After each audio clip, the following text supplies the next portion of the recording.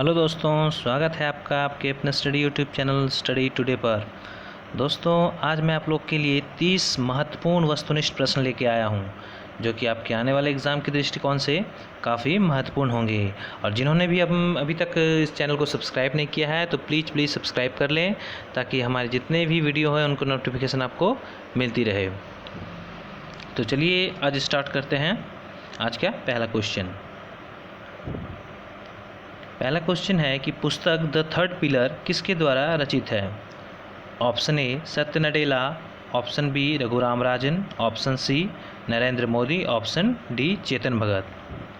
दोस्तों, ये 25 objective question है। 25 में से अगर आप 20 से ऊपर ले आते हैं, 20 प्लस ले आते हैं तो आपकी तैयारी बहुत ही ज़बरदस्त है। और अगर आप 15 से 20 लाते हैं तब भी आपकी तैयारी बहुत ही अच्छी है। तो इसलिए आप इसको गौर से देखिए और अंत तक देखते रहिए और कोशिश करिए हर प्रश्न के आंसर देने की, उत्तर देने की कोशिश कीजिए इसको। तो इसका आंसर क्या हो जाएगा? इसका आंसर हो जाएगा ऑप्शन बी रघुराम राजन। चलिए नेक्स्ट क्वेश्चन देखते हैं कि हरियाणा हरिकेन के नाम से किसे जाना जाता है? Option A Saina Nehwal, option B Virender Sehwag, option C Kapil Dev, option D Vijender Singh.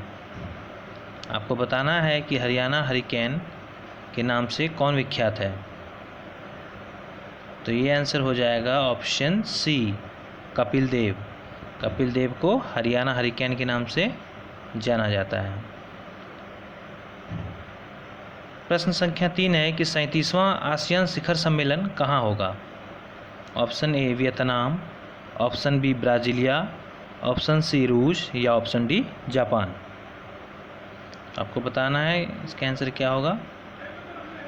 37वां ASEAN शिखर सम्मेलन वियतनाम में होगा। 36वां भी वियतनाम में ही संपन्न हुआ। चलिए नेक्स्ट क्वेश्चन देखते हैं कि बक्सर के युद्ध में अवध से किसने नेतृत्व किया था? बहुत ही इम्पोर्टेंट क्वेश्चन है दोस्तों, कई बार एग्जाम में पूछा गया है।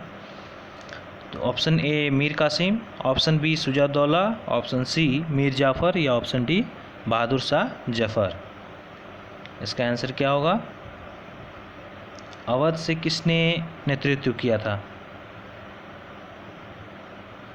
बक्सर का युद्ध आपने पढ़ा होगा कि 1764 ईस्वी में हुआ था, जिसमें मीर कासिम, बहादुर शाह जफ़र तथा सुजाउद्दौला तीनों ने मिलकर अंग्रेजी सेना के विरुद्ध युद्ध किया था।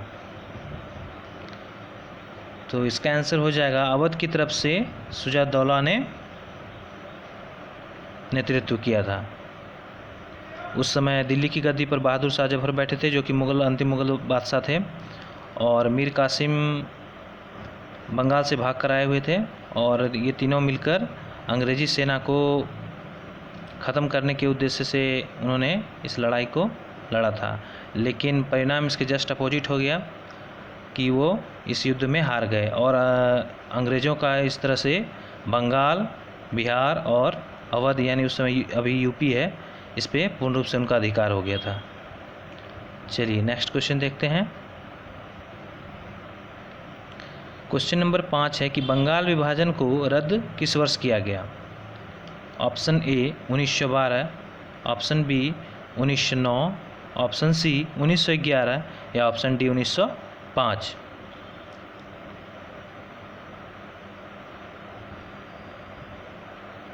बंगाल विभाजन को किस वर्ष रद्द किया गया था, ये आपको बताना है। ये 1905 में लागू हुआ था और 1911 में से रद्द किया गया था। 1911 में से किसने रद्द किया था? लॉर्ड कर्जन के द्वारा। लॉर्ड कर्जन ने इसे क्या किया था? रद्द किया था, लॉर्ड कर्जन ने। ठीक है। चलिए नेक्स्ट क्वेश्चन, लाख भक्स कहा जाता है। लाख भक्स किसे कहा जाता है? Option A Iltutmish, option B Firoz Shah Tughlaq, option C Alauddin Khilji या ऑप्शन डी कुतुबुद्दीन ऐबक। लाख भक्स के नाम से किसे जाना जाता है? दोस्तों, बहुत ही अच्छे क्वेश्चन हैं और इसे अंत तक देखते रहिए और इसको कोशिश कीजिए इसको बनाने की। अगर आप 20 प्लस लाते हैं तो आपकी तैयारी बहुत ही अच्छी है। चलिए लाख भक्स इसे कुतुबुद्दीन ऐबक, लगभग कहा जाता है। चलिए नेक्स्ट क्वेश्चन है कि सिजदा एवं पाबोस प्रथा का आरंभ किसने किया? सिजदा एवं पाबोस प्रथा, तो दोस्तों सबसे पहले आपको ये पता होना चाहिए कि सिजदा एवं पाबोस प्रथा क्या है। सिजदा एवं पाबोस प्रथा, उस समय सिजदा यानी होता है कि सर झुकाकर नमस्कार करना, और पाबोस का अर्थ होता है कि पैर को चूमना। तो ये अमीर लोगों के घमंड को तोड़ने के लिए, बलबन ने इसकी शुरुआत की थी। तो सिजदा एवं पाबोस प्रथा का आरंभ किसने किया था? बलबन ने। चलिए नेक्स्ट क्वेश्चन क्या है कि बौद्ध धर्म का कौन सा अंग मूर्ति पूजा में विश्वास नहीं करता? ये ऑप्शन हो जाएगा ए, हीनयान। चलिए नेक्स्ट क्वेश्चन नंबर 9 है कि किसानों ने, सॉरी ये कुषाण होगा, ये किसान लिखा गया गलती से, ये कुषाण होगा। कुषाण ने किसके सिक्के चलवाए? सोने, चांदी, तांबे या उपयुक्त सभी? कुषाण शासकों ने किसके सिक्के चलवाए थे? कुषाण शासकों ने यहाँ पे ऑप्शन डी हो जाएगा, सोना, चांदी तथा तांबा, ये तीनों के उन्होंने सिक्के चलवाए थे। ठीक है, इस तरह से इसका आंसर ऑप्शन डी हो जाएगा। चलिए क्वेश्चन नंबर 10 देखते हैं कि मानव मस्तिष्क में बुद्धि का केंद्र क्या होता है? ऑप्शन ए है cerebellum, option B cerebrum, option C पीयूष ग्रंथि, ऑप्शन डी इनमें से कोई नहीं। तो मानव मस्तिष्क में बुद्धि का केंद्र बताना है आपको, ये ऑप्शन बी हो जाएगा, सेरेब्रम। चलिए नेक्स्ट क्वेश्चन देखते हैं कि हीमोग्लोबिन में किसका महत्वपूर्ण घटक होता है? Option A RBC, option B WBC, option C platelets या ऑप्शन डी लोहा। तो ये आरबीसी की वजह से होता है। ठीक है दोस्तों, इस पर मैंने मानव रक्त पे, ह्यूमन ब्लड पे एक वीडियो बनाया है, तो जिन्होंने अभी तक वो वीडियो जाके नहीं देखा तो हमारे प्लेलिस्ट में जाके देख सकते हैं। इससे जितने भी रिलेटेड हैं ह्यूमन ब्लड से सारे क्वेश्चन, अगर आप वो वीडियो देख लेते हैं तो आपके 99% क्वेश्चन उससे सॉल्व हो जाएंगे। तो जाकर एक बार जिन्होंने अभी तक नहीं देखा है ह्यूमन ब्लड, तो ये वीडियो जाके प्लेलिस्ट में देख सकते हैं। चलिए नेक्स्ट क्वेश्चन देखता हूँ। क्वेश्चन नंबर 12 है कि निम्नलिखित में से प्राथमिक क्षेत्र किसे कहा जाता है? प्राथमिक क्षेत्र, ऑप्शन ए कृषि क्षेत्र, ऑप्शन बी सेवा क्षेत्र, ऑप्शन सी औद्योगिक क्षेत्र या ऑप्शन डी इनमें से कोई नहीं। प्राथमिक क्षेत्र किसे कहा जाता है? ऑप्शन ए कृषि क्षेत्र को प्राथमिक क्षेत्र कहा जाता है। जितने भी रॉ मटेरियल होते हैं ये सब ये फर्स्ट स्टेज में आते हैं, कृषि क्षेत्र है ये। ठीक है, सेकंड देखते हैं। क्वेश्चन नंबर 13, निम्नलिखित में से कौन विधि ग्राह्य मुद्रा है? तो आपको इसमें बताना है कि विधि ग्राह्य मुद्रा कौन सी है। ऑप्शन ए 10 रुपये के नोट, option B cheque, option C draft या ऑप्शन डी इनमें से कोई नहीं। तो विधि ग्राह्य मुद्रा ये ऑप्शन ए 10 रुपये के नोट को हम विधि ग्राह्य मुद्रा कहते हैं। चलिए क्वेश्चन नंबर 14 देखते हैं कि एक देश का आर्थिक विकास निर्भर करता है पूंजी संसाधन पर, ऑप्शन बी प्राकृतिक खनिज पर, ऑप्शन सी बाजार का आकार पर या ऑप्शन डी इनमें से सभी।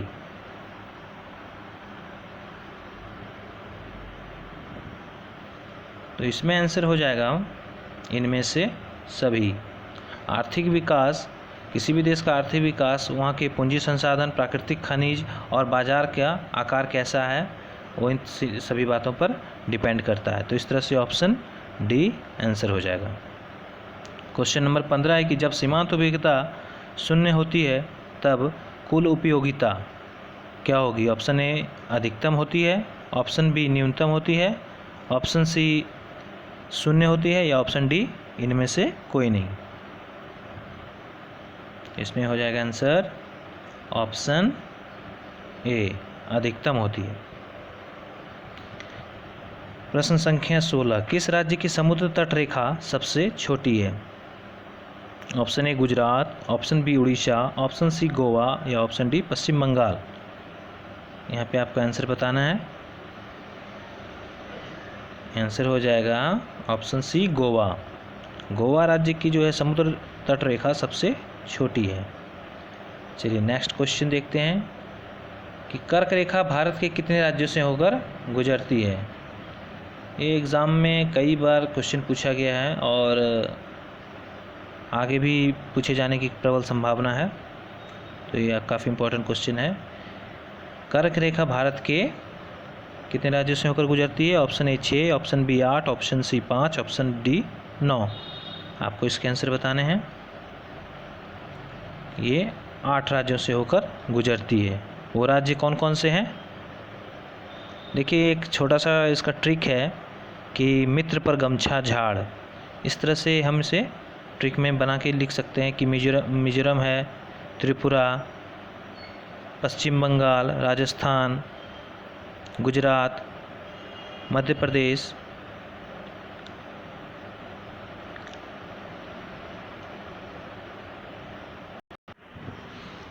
तो इसका हो जाएगा मित्र पर गमछा झाड़, यानी मिजोरम, त्रिपुरा, पश्चिम बंगाल, राजस्थान, गुजरात, मध्य प्रदेश, झारखंड, छत्तीसगढ़। मित्र पर गमछा झाड़, इस तरह से 8 राज्य हैं। तो इसका आंसर क्या हो जाएगा? Option B 8। चलिए नेक्स्ट क्वेश्चन है, भारत में समुद्र तट वाले राज्यों की संख्या कितनी है। Option A 13, option B 9, option C 12, option D 11। क्या आंसर हो जाएगा इसका? भारत में समुद्री तट वाले राज्यों की संख्या ऑप्शन बी 9। 9 राज्य ऐसे हैं जो समुद्र तट से जिनकी सीमा लगती है।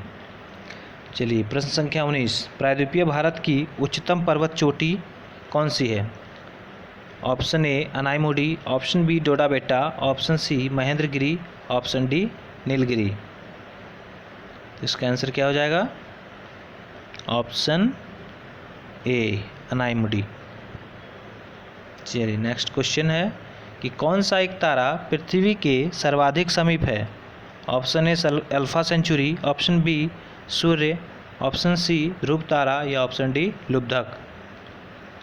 तो इसका आंसर हो जाएगा ऑप्शन बी सूर्य।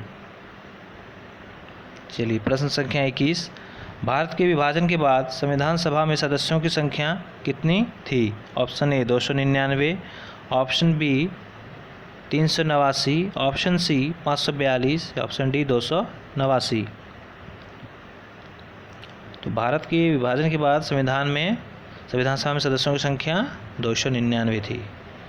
चलिए नेक्स्ट क्वेश्चन देखते हैं कि भाषा के आधार पर गठित पहला राज्य कौन सा था। Option A Tamil Nadu, option B Andhra Pradesh, option C Kerala या ऑप्शन डी राजस्थान। इसका आंसर हो जाएगा ऑप्शन बी आंध्र प्रदेश। चलिए नेक्स्ट क्वेश्चन देखते हैं कि किस अनुच्छेद में प्रेस की स्वतंत्रता निहित है। आपको बताना है कि प्रेस की स्वतंत्रता कौन से अनुच्छेद में है। ऑप्शन ए अनुच्छेद 19 का 1, ऑप्शन बी अनुच्छेद 20, ऑप्शन सी अनुच्छेद 21, ऑप्शन डी अनुच्छेद 17। तो यहाँ आंसर हो जाएगा ऑप्शन ए अनुच्छेद 19 का 1 में। चलिए प्रश्न संख्या 24, राष्ट्रपति किस अनुच्छेद के अंतर्गत लोकसभा को भंग कर सकता है। ऑप्शन ए अनुच्छेद 100, ऑप्शन बी अनुच्छेद 85, ऑप्शन सी अनुच्छेद 185, अनुच्छेद 81, ऑप्शन डी में। तो क्या आंसर हो जाएगा इसका? इसका आंसर हो जाएगा ऑप्शन बी अनुच्छेद 85 के अंतर्गत राष्ट्रपति लोकसभा को भंग कर सकता है।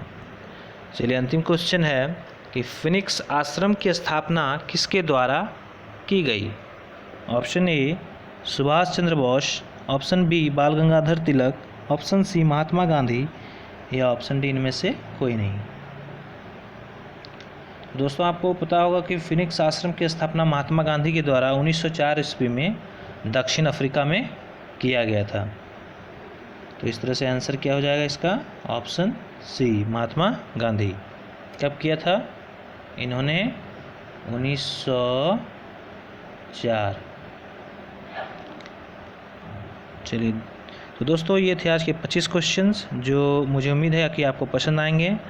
और भी आगे इस तरह से सीरीज़ लेके आऊँगा और भी अच्छे आप लोगों के लिए सेलेक्टेड क्वेश्चन लेके आऊँगा जो एग्ज़ाम के दृष्टिकोण से काफ़ी महत्वपूर्ण हो।